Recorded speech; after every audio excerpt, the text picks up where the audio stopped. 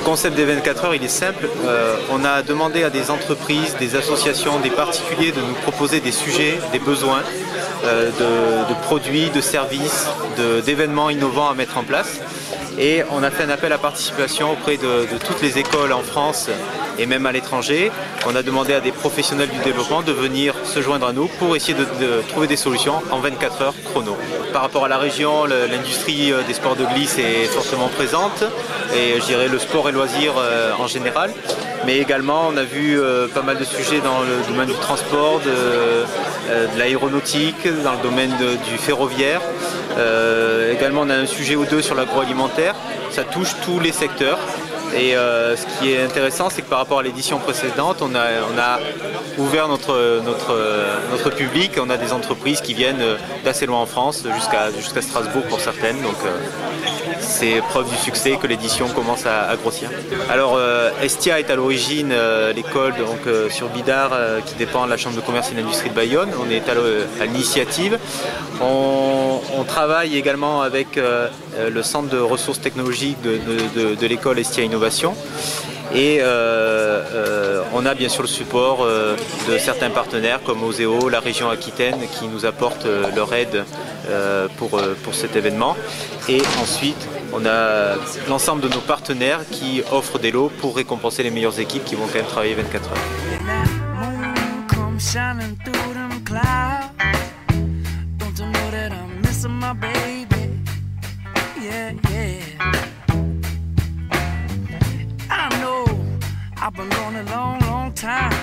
Alors la caméra thermique pour les robots sous-marins. Parce que... Pourquoi Alexis? Parce qu'on est branché pas mal mécanique et puis on s'est dit on va prendre un truc un peu difficile, une sorte de challenge quoi. Le robot thermique sous-marin ça me paraît difficile. Total, grande entreprise, donc voilà, on va essayer ça. Alors voilà, concevoir des vêtements sans velcro ni pression pour le matos de surf en fait.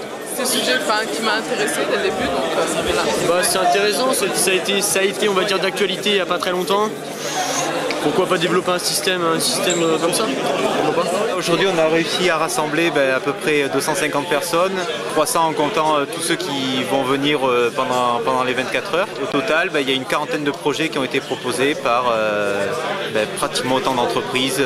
Et suite à ces 40 sujets, ils doivent se constituer en équipe, maximum 10 personnes par équipe, aller rencontrer les clients qui sont présents et choisir le sujet et venir commencer à développer des solutions pour que demain à 14 h, ils nous présentent leurs solutions en 3 minutes chrono devant un jury qui va les torturer pendant 3 minutes pour voir s'ils ont suffisamment de recul par rapport aux solutions qu'ils ont proposées et qu'ils ont développées en 24 heures. On les encourage à se mélanger, à se rencontrer de différents niveaux, de différentes cultures et de différents horizons. On a des gens d'écoles de commerce, des gens d'écoles d'ingénieurs, on a des professionnels, des spécialistes en créativité, des consultants de créativité.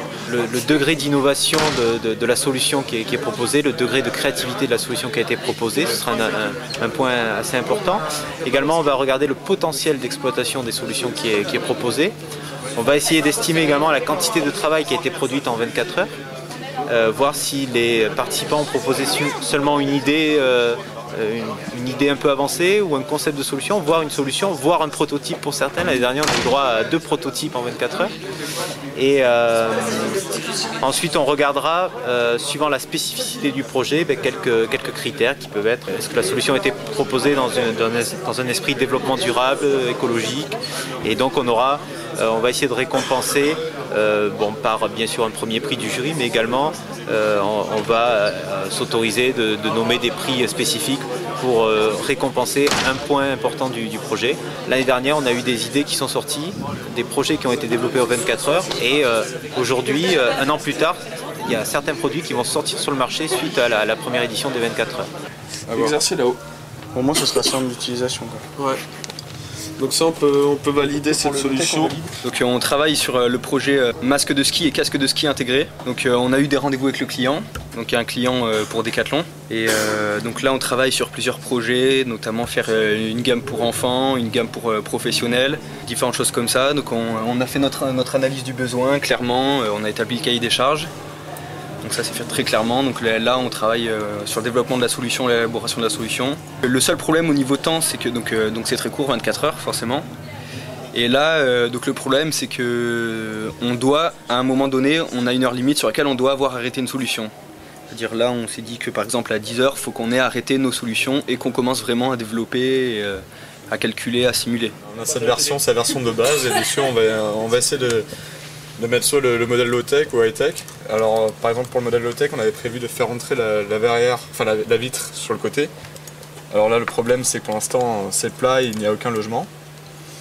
Ce qu'on peut imaginer c'est ensuite passer en mode mesh par exemple. Et avec ceci, on va pouvoir créer une cavité pour permettre de loger cette vitre qui va calculer tous les mèches intermédiaires. Donc là, si par exemple on avait besoin de mettre un kit oreillette ou on fait une cavité au niveau des oreilles, là le but ce sera vraiment de faire une cavité sur tout le tour pour pouvoir rentrer toute la verrière soit sur le côté, soit faire une protubérance sur le haut pour la rentrer vers le haut. Donc là il n'y a aucun système, c'est juste pour avoir une idée globale. Donc il va prendre avec sa main, rabaisser violemment, enfin sans être vraiment soigneux, et puis ensuite avec un système elle vient se plaquer contre le visage. Donc là nous avons les jointures avec ces joints ici. Le problème de ce concept c'est qu'on peut très bien mettre juste une petite vitre, et dans ce cas là on n'a aucun effet hermétique, la neige peut rentrer. On peut très bien prendre un casque de pilote de chasse, ce sera très bien, c'est ce qu'il nous faut.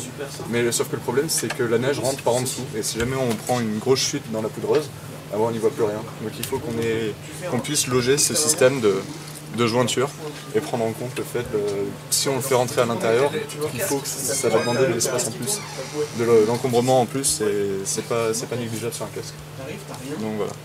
Le but étant de pouvoir monter et baisser la visière d'une seule main, et avec des gants, donc sans geste précis, quoi.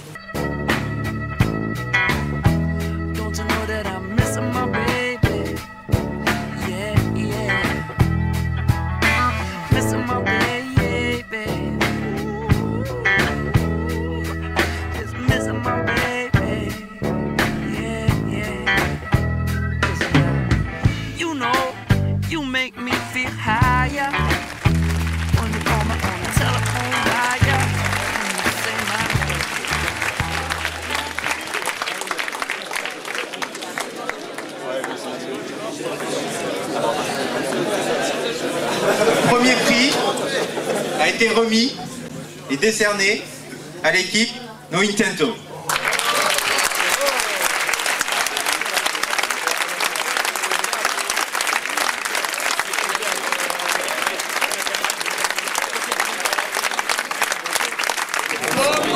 Voilà un petit discours.